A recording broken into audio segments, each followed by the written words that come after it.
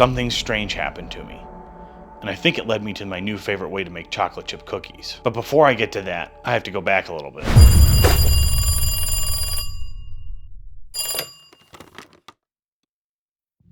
I have a challenge for you. You have 24 hours to make chocolate chip cookies that taste like they were made by a campfire. If you fail, you have to make one of those weird salads from the 50s. Do you mean the ones with Jell-O in it? Yes, and pimento too. No!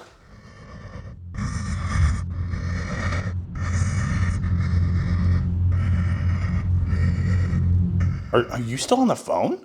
Yes, I've left a jar of pimento and lime Jell-O in your kitchen for when you fail. Oh, I didn't. Okay, thanks. Bye.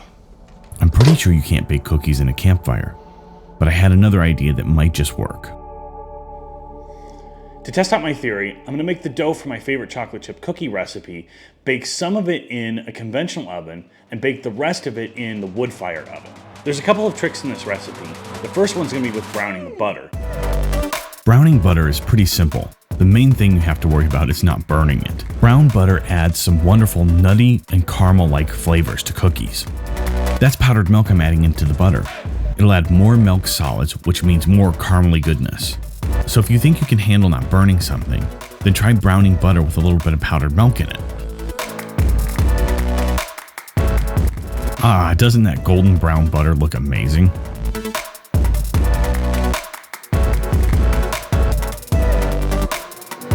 I'm not sure what I was thinking here.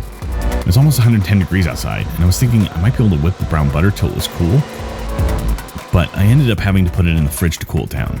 But once it was cooled down, I whipped the butter to disperse those caramelized milk solids more evenly. Now that I've got the butter browned and whipped, I'm going to add sugar to the mix.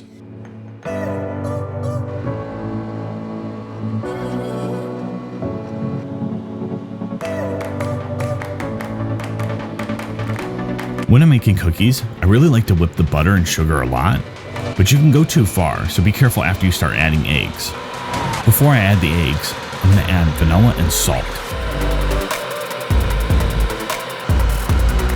Then it's best to only whip the eggs in for about a minute, just until they're combined.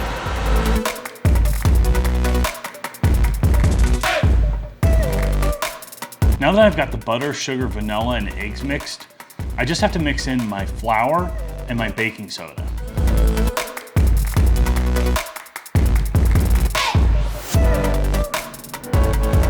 If you're following along at home, then I'm pretty sure you know what to do after you add the flour and baking soda. Now for the tricky part. To get a wood-fired oven in the right temperature, you have to preheat it just like you would a conventional oven. But getting the oven back in the right temperature window to bake something as delicate as cookies takes a bit of juggling. And that brings me to the word pedophore. Today it's used for small cakes, cookies, and pastries, but really it means small oven. They called them pedophore because they were baked in the oven as it was cooling after baking bread. And I'm going to use that exact method with one caveat. So now that I have some coals built up in my cooling oven, I'm going to stick the cookies in once it reaches 375.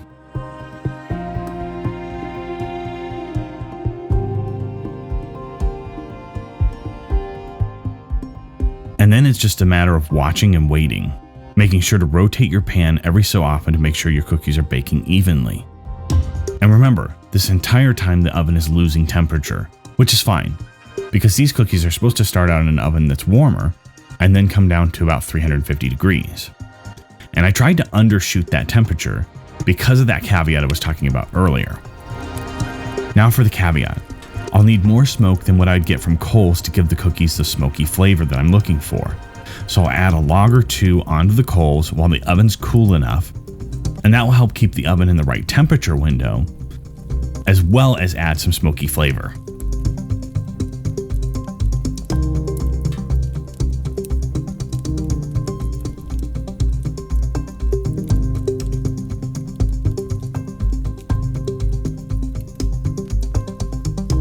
And then more waiting as you let the fire die down until cookies. Now remember, one of these was baked in a conventional oven, so I can see if there's really a difference. The first difference I noticed between the cookies that were baked in the wood-fired oven and the ones that were baked in the conventional oven is the caramelization. The caramelization is much more even on the cookies that were baked in the conventional oven. As you can see, the caramel color definitely comes out more on the cookies baked in the conventional oven versus the ones baked in the wood-fired oven. But when I smell the cookies baked in the wood-fired oven, they definitely smell smokier than the ones baked in the conventional oven. So I do think baking them in a wood-fired oven might have just done some magic. Now the only thing left to do is to try them and see how they differ.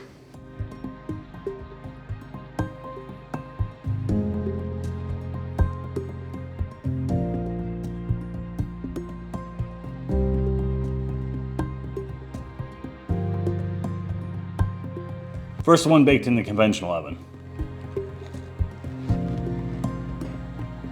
Pretty good. No smokiness, obviously, that's to be expected. Now the one baked in the wood-fired oven.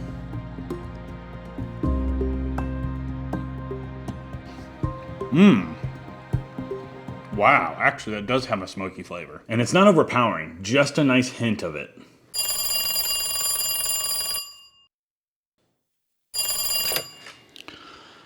Hello? I see you've been clever enough to bake your cookies in a wood-fired oven. Well, if you think that'll impress me, think again.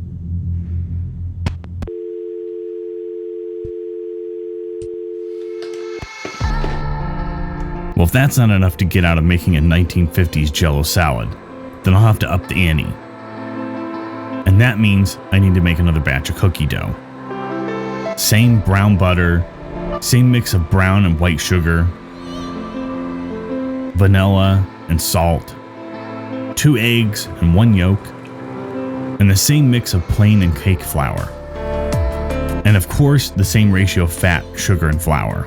Now that's enough to get us started, and the smokiness that we get by baking them in a wood-fired oven will add that special something. But I had an idea to really sell that campfire flavor. Up until now, the recipe's been the exact same, but it's the mix-ins that we're going to change up. Now, of course, we're going to have chocolate chips and chocolate chip cookies, but I'm also adding graham crackers into the mix. And then I just need to divide them up before getting to the hard part. I definitely got the hang of baking them in a wood-fired oven because this batch came out perfect. And to really sell the campfire flavor, I figured they just needed a nicely melted marshmallow on top. So I microwaved a marshmallow for about 20 seconds and then torched it on top of a cookie for good measure. Now we're going to try these and see how they came out. These were exactly what I was hoping for. But that left me with one question to answer. Is baking chocolate chip cookies in a wood-fired oven the best way? Well, it does add a savory depth that's really nice, but it's a lot harder to control, so I don't think I'll be baking them that way all the time, even though it definitely adds something special. Thanks for watching, and don't forget to subscribe and like the video.